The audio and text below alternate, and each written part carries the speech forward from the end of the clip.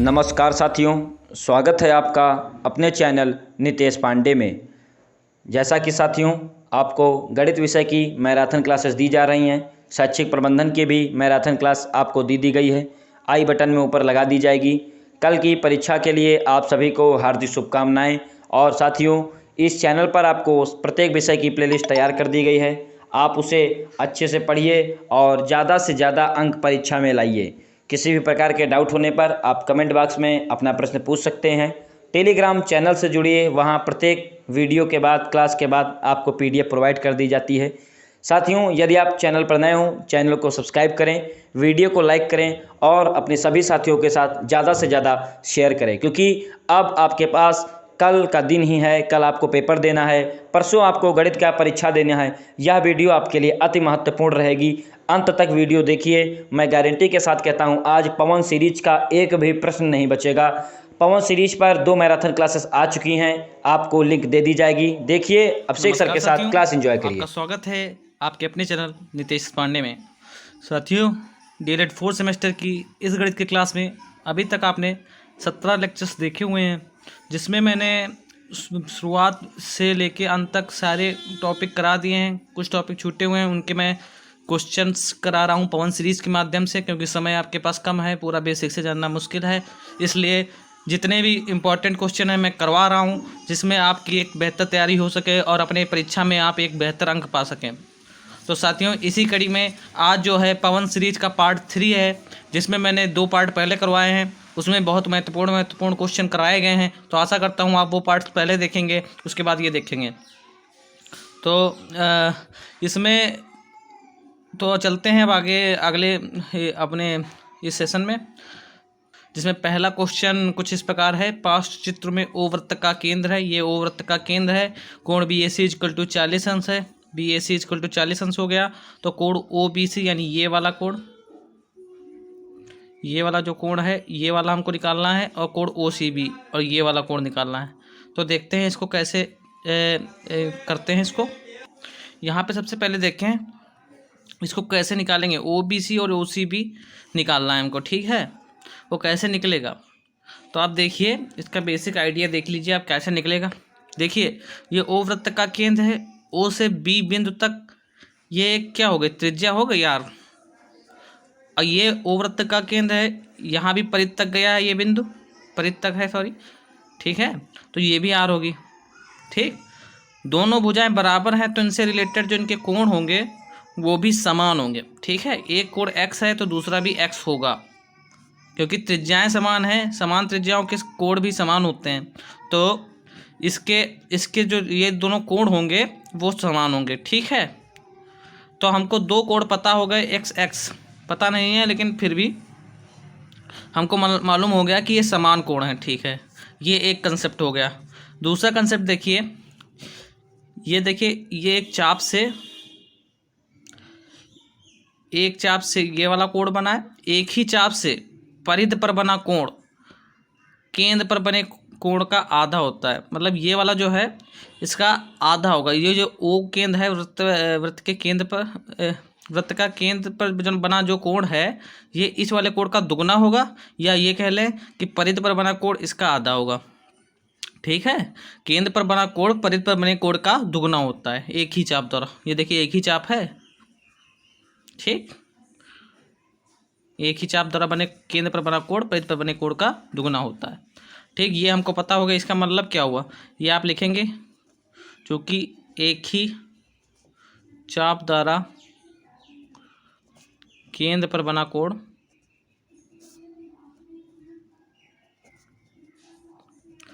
परिध पर बने कोण का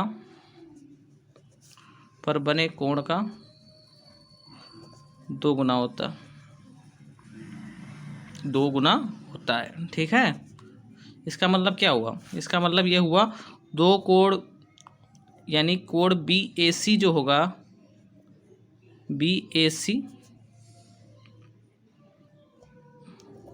केंद्र पर बना कोण, यानी कोण BOC बराबर 2 कोण BAC। दुगना है भाई, इसका दुगना है, यानी कोण BOC बराबर कितना है, 2 गुणे कोण BAC का मान हमको 40 अंश दे रखा है, 40 अंश। यानी कोण BOC का मान कितना आ गया, 80 अंश आ गया। हमको ये भाई पता चल गया कि केंद्र पर बना कोण ये 80 अंश है। ठीक है, अब ये इस त्रिभुज में देख लेंगे OBC में, क्योंकि ये दोनों समान हैं। यहाँ पर लिख लें चूँकि OB बराबर OC, OB बराबर OC वृत्त की त्रिज्याएं हैं, इसलिए कोण OBC बराबर कोण OCB, OBC बराबर कोण OCB। ठीक, इसको कुछ भी मान लेते हैं, x अंश मान लिया। ठीक है, अब देख लीजिए त्रिभुज OBC में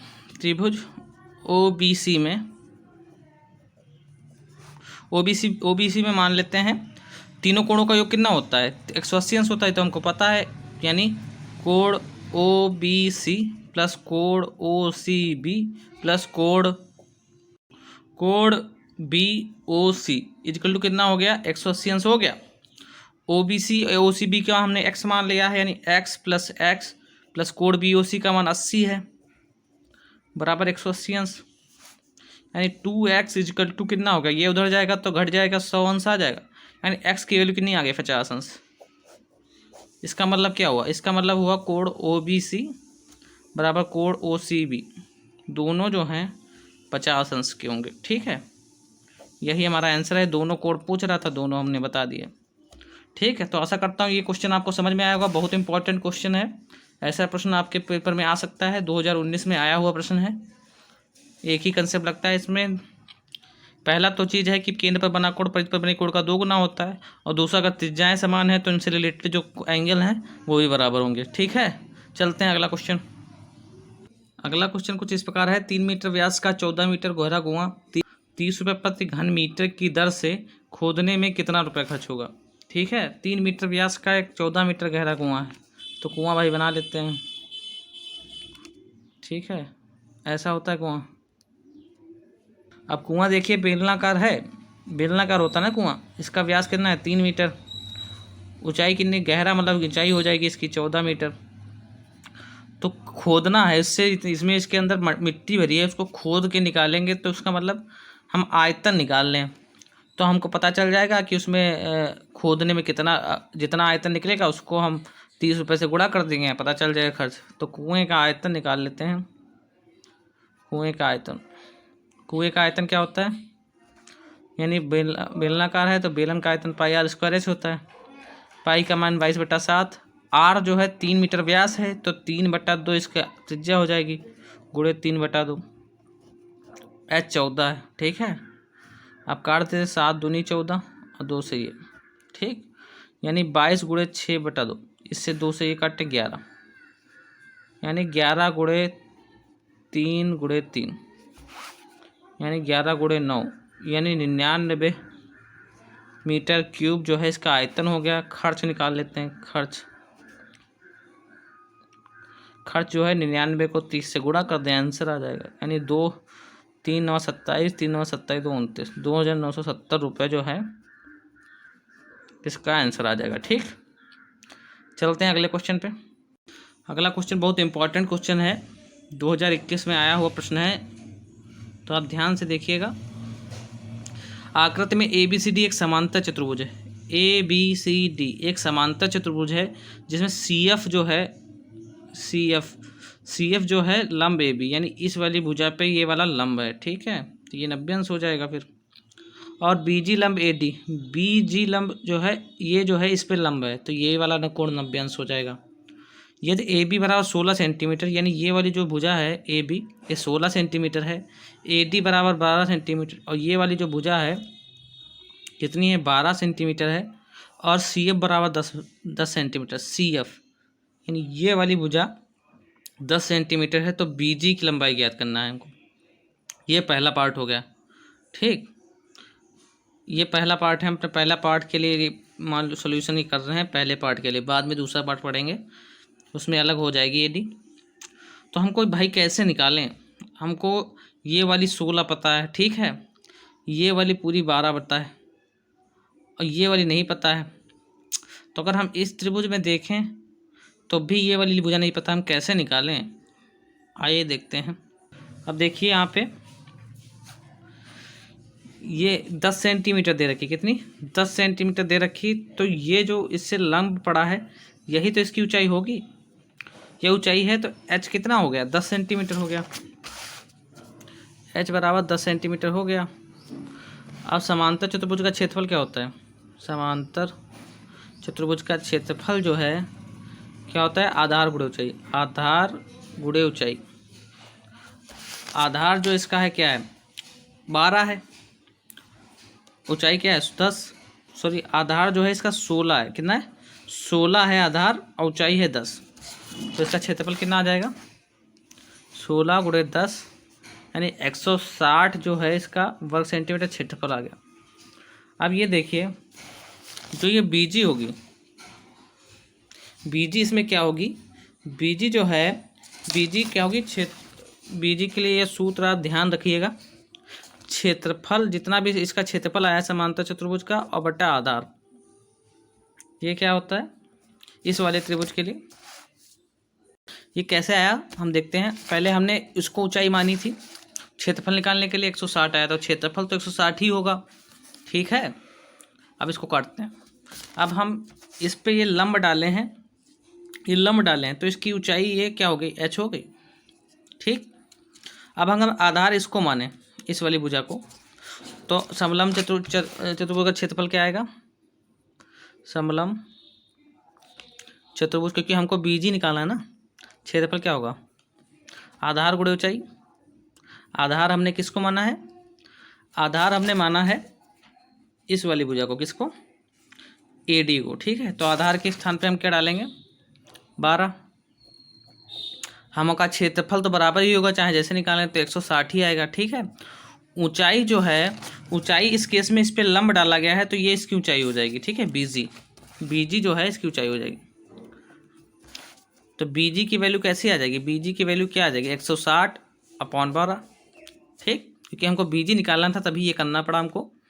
तो बीजी निकालिए, इसे काटते हैं, 4 तिहाई 12, 4 चौको 40/3, यानी बीजी हमारी आ गई 13 सही 1/3 सेंटीमीटर, ठीक है। यही हमारा आंसर है फर्स्ट केस में। दूसरा केस क्या बोल रहा है,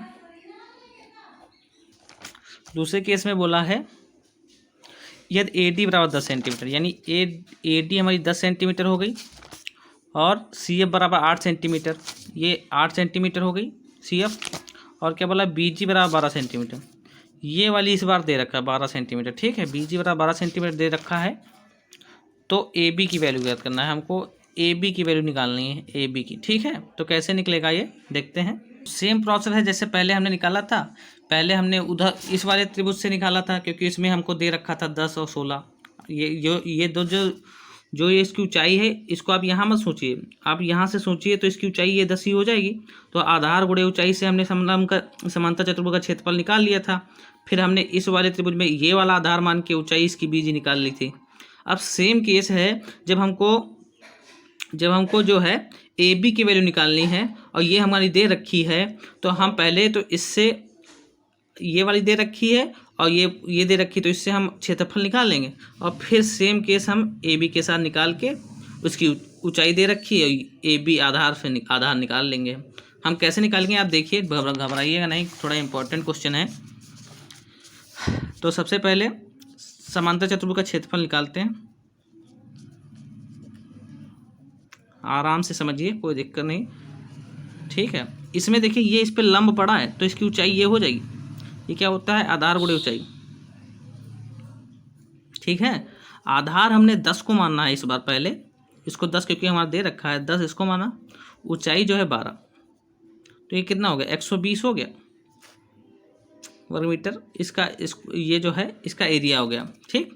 अब हम इस केस में देखें, सेकेंड केस में, सेकेंड केस सेकेंड, समांतर चतुर्भुज का क्षेत्रफल, क्योंकि हमको AB का निकालना है ना वैल्यू। समांतर चतुर्भुज का क्षेत्रफल कैसे आएगा, समांतर चतुर्भुज का क्षेत्रफल जो है, अब देखिए हमको होता क्या है, होता तो आधार गुणे ऊंचाई ही है। पहले हमने आधार उसको माना था, ठीक, पहले हमने आधार इसको माना था AD को। अब हम इस बार AB को मान रहे हैं आधार, AB। अब देखिए ऊंचाई क्या होगी, ऊंचाई तो भाई ये 8 सेंटीमीटर है यहाँ पे, इसको बढ़ाने पे पता चला है। अगर ये जितनी 8 सेंटीमीटर ये है उतनी भाई इतनी ये भी तो 8 होगी, तो यानी ये इससे हमने लंब यहाँ पे डाल दिया। तो बात तो वही, ये जितनी ये है इतनी ये है, तो ऊंचाई जो है इसकी 8 ही सेंटीमीटर तो होगी, यानी 8 सेंटीमीटर ऊंचाई है। समांतर चतुर्भुज का क्षेत्रफल हमने निकाल ही लिया है 120।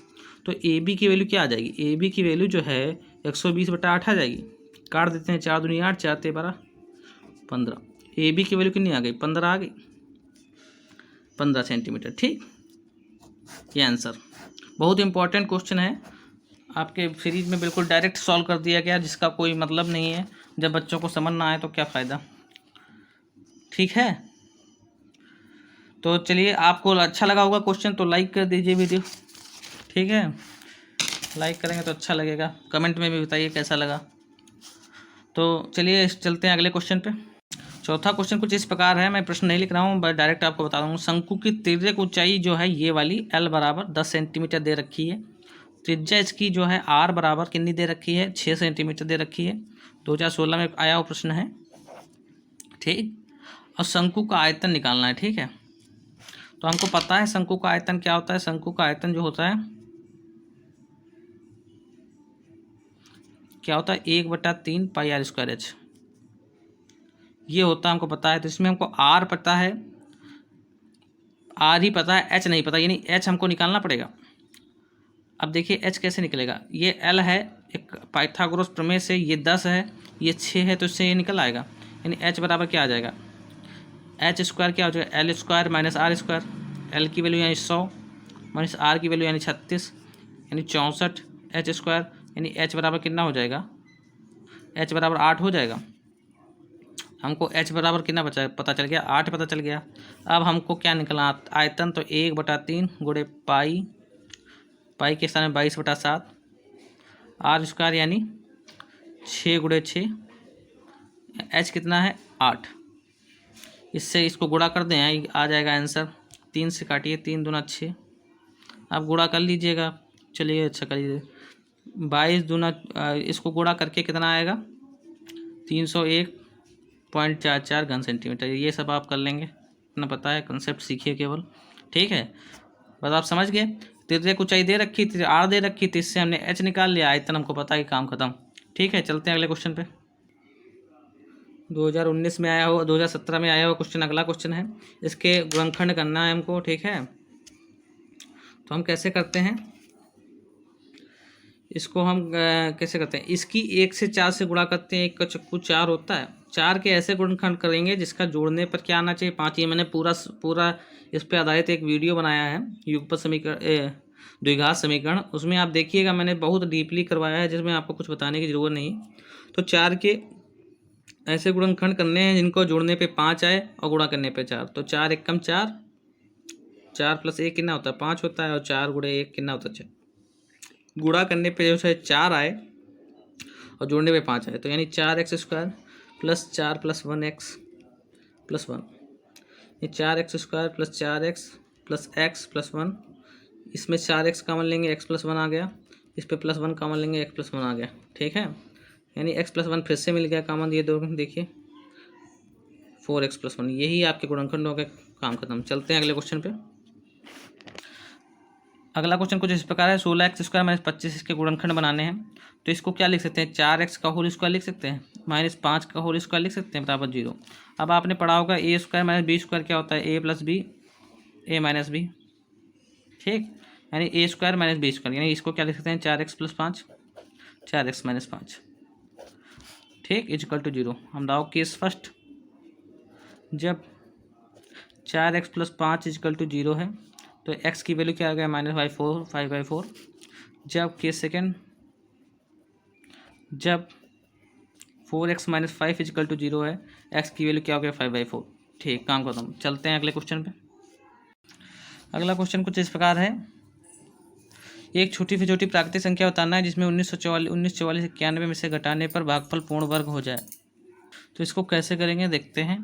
इसमें पहले हम इसका जो है वर्गमूल निकालते हैं। भाग विधि से हमने सिखाया हुआ है, आप पिछली वीडियोज़ में देखिए, पूरा कंसेप्ट के साथ बताया गया है, तो आप आराम से उन वीडियोज़ को देखें, सीख जाएंगे। 1944 91 इनको क्या कहते हैं, पहले हम जोड़ा बनाते हैं निकालने के लिए, अब फिर इसमें हम लगाते हैं। ये हम बता चुके हैं, तो आप पहले उन वीडियोज़ को देखेंगे तो आप समझ में आएगा। तो इसमें सब पहले वर्ग फिट करते हैं। 4 चक्कू 16 लगेगा क्योंकि 25 ज़्यादा हो जाएगा। 9 में से 6 गया 3, ये कट गया। ये 4 बार लगाया तो यहाँ पे 4 लिख लेंगे। अगला जोड़ा उतारते हैं 44, 4 4 इनको जोड़ते हैं 8 8 8 का आप कितनी बार जाएगा, 8 पंचे 40 ज़्यादा हो जाएगा। 8 चक्कू 32 यानी 4 बार जाएगा। 4 चक्कू 16, चलो 32, 1 33। पुरानी वीडियो देखिए, मैंने बताया है कि कैसे निकाला जाता है सब आराम से, तो आपको कोई दिक्कत नहीं होनी चाहिए, ठीक है। तो इनसे निकालिए। 14 में से 6 गया 8 आया, यहाँ पे बचा 3 3, ये कट गया सब। अगला उतारते हैं 91, 4 4 8 8, तो एक बार लगाते हैं तो आ गया 8 81। बचा कितना, 1 में से 1 गया 0, 9 से 8 गया 1, 10 शेष। कितना आ गया 10 शेष। तो वो छोटी से छोटी संख्या क्या हो जाएगा, अगर इसमें से 10 घटा दें हम तो वह प्राकृतिक संख्या कौन होगी, 10 होगी। क्यों होगी 10 आंसर, क्योंकि अगर इसमें से ये घटा दें तो जो है भागफल जो है पूर्ण वर्ग हो जाएगा, ठीक है। तो वह छोटी से छोटी संख्या कौन होगी 10। ये बहुत अच्छे से ये सारे क्वेश्चन मैंने करवाए हुए हैं, आप पुरानी वीडियो देखिए तो आपको कुछ को इधर उधर कहीं जाने की भटकने की ज़रूरत नहीं पड़ेगी। ये सारे कंसेप्ट के साथ सारे क्वेश्चन कराए गए हैं जो पेपर में आपके आते हैं। सारे क्वेश्चन उन प्लेलिस्ट में मौजूद हैं, आप प्लेलिस्ट पूरी देखिए, आपका एक क्वेश्चन नहीं इधर से उधर होगा, इतना वादा है हमारा। और तो आशा करता हूँ आपको ये सब सारी वीडियो समझ में आई होंगी। सारे क्वेश्चन अच्छे बेसिक से कराए गए हैं। और एक क्वेश्चन और आप देख लीजिए जो पेपर में बहुत आता है, पेपर में पूछा जाता है। जैसे ये कोई आयताकार बाग दे रखा है, ठीक है, इसकी लंबाई जो 180 मीटर है, ऐसे देख लीजिए, लिखने की ज़रूरत नहीं। और चौड़ाई जो है इसकी भी 120 मीटर दे रखी है, ठीक है। इसके बीच से एक रास्ता खींचा गया, 3 मीटर रास्ता, दोनों तरफ समकोण पे काटते हैं, ठीक है। 3 मीटर रास्ता है इसका, ठीक है। अब कह रहा है इस पे जो है 12 रुपये खर्च से इन रास्ते पे हमको मिट्टी डलवानी है। क्या डलवानी है, मिट्टी। इन रास्तों पे हमको मिट्टी डलवानी है भाई, कितनी मिट्टी डलवानी है, उस मिट्टी डलवाने का खर्च हमको बताना है। इन रास्तों पे हमको मिट्टी डलवानी 12 रुपये प्रति वर्ग मीटर, ठीक है। इसकी खर्च से हमको मिट्टी डलवाने का खर्च निकालना है, ठीक है। तो अब भाई मिट्टी डलवाना है तो इसका भाई क्षेत्रफल निकालना पड़ेगा। इन रास्तों का क्षेत्रफल निकालते हैं भाई, तो हम तो क्षेत्रफल जितना निकलेगा उससे 12 से गुणा कर देंगे। अब क्षेत्रफल कैसे निकालें, अब देखिए इनकी चौड़ाई जो है 3 मीटर दे रखी है, ये 2019 में आया हुआ प्रश्न है। अब देखिए जब ये 3 मीटर है तो ये भी 3 मीटर होगी, ये 3 मीटर है तो ये भी 3 मीटर, जब ये 3 मीटर है तो ये भी 3 मीटर, ये 3 मीटर, तो ये क्या बन गया, एक वर्ग बन गया, ठीक है। बस इतना आप जानिए। अब देखिए 180 मीटर यह लंबाई है। पहले हम इस वाले रास्ते का क्षेत्रफल निकालें, ABCD, इस वाले रास्ते का क्षेत्रफल निकालें। ये 180 मीटर है तो ये भी लंबाई 180 मीटर होगी, और चौड़ाई कितनी है 3 मीटर, यानी ABCD का क्षेत्रफल निकालें तो हो जाएगा 180 गुणे 3, 540 वर्ग मीटर जो है इसका क्षेत्रफल आ गया, इस वाले ABCD का क्षेत्रफल, ठीक है। आप जानते हैं PQRS, इस वाले रास्ते का क्षेत्रफल निकालें, दोनों रास्ते का क्षेत्रफल पता चल जाए तो हम उससे गुणा कर दें, आराम से आ जाएगा PQRS का क्षेत्रफल। PQRS का क्षेत्रफल निकालते हैं भाई। इसमें जो लंबाई कितनी, इसमें जो ये वाली जो लंबाई होगी, ये वाली 120 मीटर, वही तो इसके बराबर होगी, यानी 120 गुणे 3, चौड़ाई 3 है, लंबाई 120 मीटर है, तो आ जाए, क्योंकि आयताकार मैदान है तो लंबाई गुणे चौड़ाई इसका क्षेत्रफल होता है, यानी 12 36 360, ये आ गया, ठीक। अब देखिए हमने दोनों रास्तों का क्षेत्रफल निकाले, इसका भी। अब देखिए इसका जब हम रास्ते का क्षेत्रफल निकालेंगे प्लस इसका जो रास्ते का क्षेत्रफल निकालेंगे, उसमें ये वाला आइटम भाई तो 2 बार आ गया, 2 बार आ गया ना, ये वाला चीज़ 2 बार आ गया। अब इसको अगर हम एक बार घटा दें तो हमको रास्ते का क्षेत्रफल पता चल जाएगा। तो MNOP का क्षेत्रफल निकाल लेते हैं, इसको हम MNOP, ये मतलब वर्ग है, इसका क्षेत्रफल निकाल लेते हैं आराम से। MNOP का क्षेत्रफल निकाल लेते हैं। ये वर्ग है तो यानी 3 का स्क्वायर आएगा, यानी इसका मतलब क्या होगा, ये 9, इस इतने वाले का क्षेत्रफल 9 आ गया। कितना आ गया? 9 आ गया। अब संपूर्ण रास्ते का क्षेत्रफल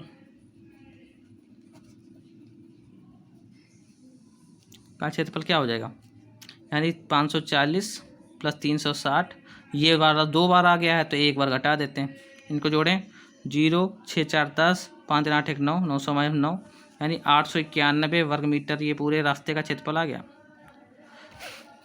अब जब है खर्च निकालने, खर्च क्या है, प्रति वर्ग मीटर 12 रुपये खर्च है, यानी 891 की 12 से गुणा कर दें, 12 कम 12 का 2 हासिल लगा, 1 12 9 या 108, 10 118, कितना हो जाएगा, इसका गुणा करेंगे 891 × 12, 2 1 कम 2, 2 9 18 का 8 हासिल लगा, 1 2 9 16, 1 17, 1 9 8 गुणा करें, 2 8 1 9, 9 7 16, 8 1 9 1 10, 10,692, इसका खर्च कितना आ गया, 10,692 रुपये आ गया। बहुत इंपॉर्टेंट क्वेश्चन है, ऐसा आता है, ठीक है, ऐसा क्वेश्चन आपके पेपर में देखा जाता है। तो हमने क्या किया, सबसे पहले ABCD का क्षेत्रफल निकाल लिया, PQRS का क्षेत्रफल निकाल लिया, अब MNOP 2 बार आ गया तो एक बार घटा देंगे, हमारे संपूर्ण रास्ते का क्षेत्रफल आ जाएगा, उससे 12 से गुणा कर देंगे, खर्च आ जाएगा। अब बाई चांस इसमें एक चीज़ हो सकती है, इसकी लंबाई जो है 3 है और इस वाले की 5 दे सकती है, ठीक, मतलब कि रास्तों की चौड़ाई में चेंज कर दें, इसको 3 दे दें, इसको 5 दे दें, तो जब ये 5 हो जाएगा तो ये एक आयत बन जाएगा, ठीक है, क्या बन जाएगा, ये 3 हो गया, ये 5 हो गया, तो ये क्या हो जाएगा, आयत बन जाएगा। तो यहाँ पे जो इसका क्षेत्रफल होगा वो आयत का क्षेत्रफल होगा, यानी लंबाई गुणे चौड़ाई, यानी यहाँ पे 3 × 5 हो जाएगा, इतना घटेगा, 15 घटेगा। अगर इनकी भिन्न कर दिया जाए, इसकी 3 चौड़ाई दे दी जाए, इसकी 5 दे दी जाए, तो वो बस एक ही कंसेप्ट है, बस इतना ही है, कुछ भी हो उससे घटा देंगे, 15 घटा देंगे, यहाँ पे उतना आंसर आ जाएगा, ठीक है। तो आप कंसेप्ट सीखिए, कुछ भी क्वेश्चन हो आप कर लेंगे। तो आशा करता हूँ ये वीडियो आपको पसंद आया होगा, पसंद आया तो लाइक कीजिए, अपने दोस्तों के साथ शेयर कीजिए, एक अच्छे कंसेप्ट सीखिए और हमारे चैनल को सब्सक्राइब कीजिए। हमारे चैनल को सब्सक्राइब करेंगे तो हमको भी मोटिवेशन मिलेगा, कमेंट करेंगे, अच्छा लगेगा, और आशा करता हूँ अच्छा लगा ही होगा। तो आप अपने पेपर की अब अच्छे से तैयारी कीजिए, मैथ में कहीं इधर से एक क्वेश्चन नहीं जाएगा, प्लस अलग से अपना अलग से सॉल्व करते रहिए, जहाँ भी दिक्कत हो आप बताइए, हम सबको कांटेक्ट में बताइए कि हमको ये नहीं है, ठीक है। तो आशा करता हूँ हमारे चैनल पे इस कमेंट के माध्यम से कमेंट कीजिए, सारा निस्तारण किया जाएगा उसी पे, ठीक है। तो चलते हैं अगले वीडियो, मिलते हैं अब अगली वीडियो में। पेपर अच्छे से दीजिए, हमारी शुभकामनाएं आपके लिए, और एक बेहतर अंक पाइए, 25 में 25 लाने चाहिए आप लोग, फिर बाद में कमेंट कीजिए कि हमारे 25 में 25 आए, ठीक है। तो चलते हैं, मिलते हैं अगले वीडियो में, तब तक के लिए नमस्कार।